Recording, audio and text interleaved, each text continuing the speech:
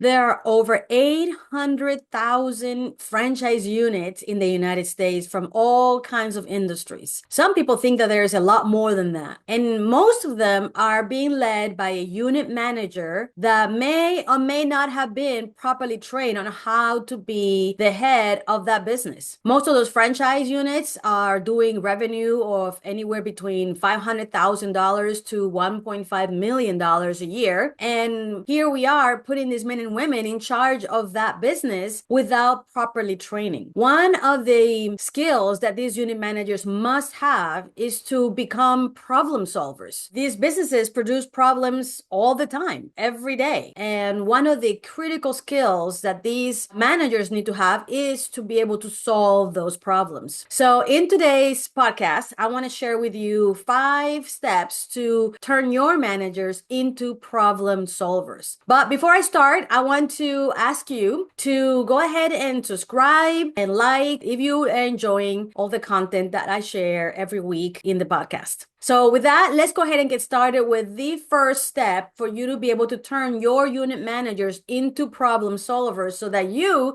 don't have to solve those problems. The very first thing that you need to do is clearly determine and define what are their responsibilities. Some unit managers may not be clear that analyzing and studying labor cost and identifying how to improve it and make it better is a direct responsibility. And even though it might be obvious to you, it might not be obvious to them. So go ahead and clearly define your manager's role. What are the responsibilities? What are the routines? What are the goals and objectives they're supposed to be focusing on every day and every week so that there is zero ambiguity? Because when there's ambiguity, you know what they say, there is going to be confusion and then non-action that you would like. So make sure that you write the job description for the unit managers that includes the responsibilities and expectations that you have for them. So that would be the first step on making your managers troubleshooting experts. The next step would be to define what are the key performance indicators. What are those indicators that you want them to own and to manage to do well, to produce the business results that you want from them? If you define these goals, now they have something to shoot for. Now they have something that they know they need to accomplish, and they will know whether they're there or not. And you need to be as specific as possible. For example, you want them to know that sales need to be 2.5% up over last year as a minimum, or that your labor cost should be no more than 25%, or that the cost of goods should be between 30 and 31%. Like, you need to be that specific. And ideally, this should be proper targets that are achievable and they are correct for your industry and your business. If you do that and you share this information with them and have them be clear on that, they're more likely to hit the objectives that you want them to hit. Ideally, you want to be able to have some sort of accountability through dashboard or reports in which they're going to be able to look at these KPIs and see where they are compared to where you want them to be. That brings us to the third step of being able to turn your managers into problem solvers, and that is to build a troubleshooting guide. This is a critical element that we actually train district managers and unit managers in many of our programs, because without a troubleshooting guide, how does the manager know what exactly are the actions that they need to do to be able to affect this particular KPI in a positive way? So this troubleshooting guide should be a framework that will give them specifics of the actions that they and their assistant managers and the team members can do. So for example, if labor cost is off by 2%, this troubleshooting guide should include things like look at your hourly sales, or look to see if based on your schedule that you produce, are your employees actually clocking in and clocking out based on the schedule you produce, or are you able to adjust on a daily basis based on volume being up or down versus what you projected, etc., etc., etc. There are very finite number of actions that a unit manager must take in each KPI to be able to achieve the results in that KPI. But unless you have them documented and defined,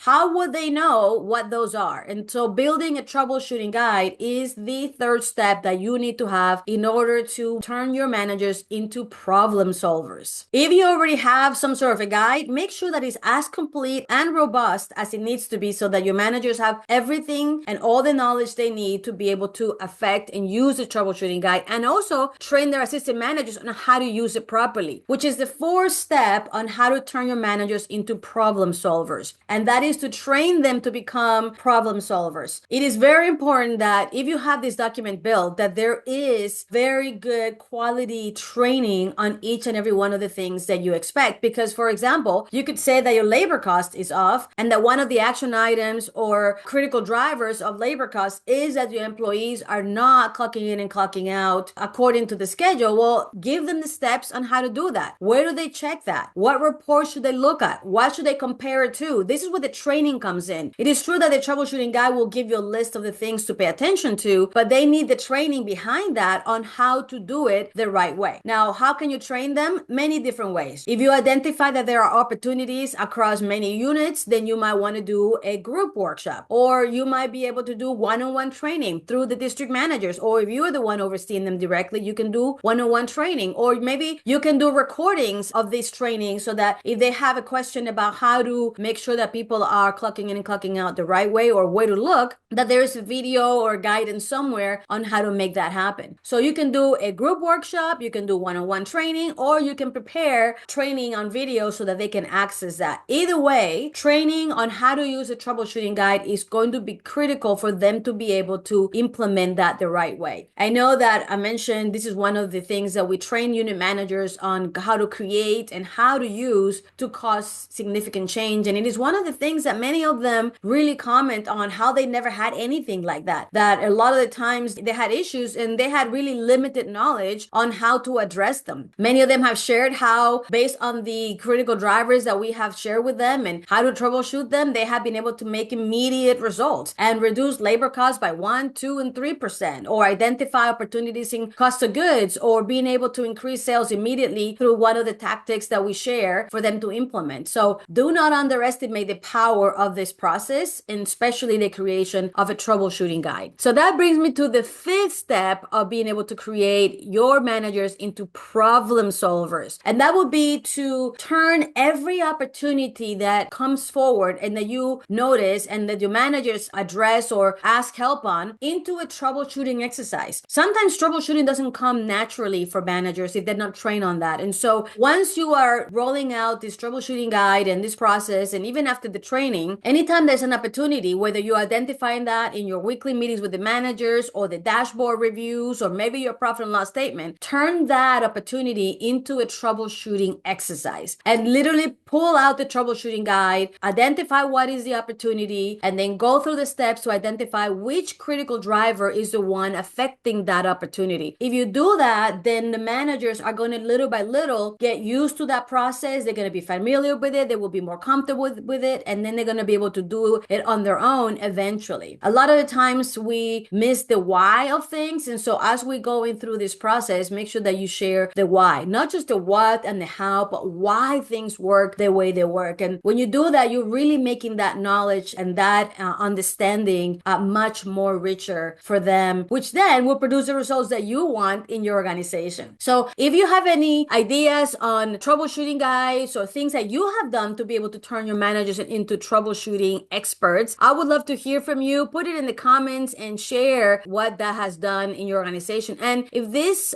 comment or this podcast was of value to you and you're planning to implement something like this, I would love to hear from you too and find out, how you're taking the information that I'm sharing here every week and turn it and implement it into your organization so that you can improve your sales, your cost control, and of course, your profitability. The goal eventually is for you to grow and expand so that you can turn your business into a legacy for your future. And these steps that I share with you are actually going to be the ones that are going to help you make the difference.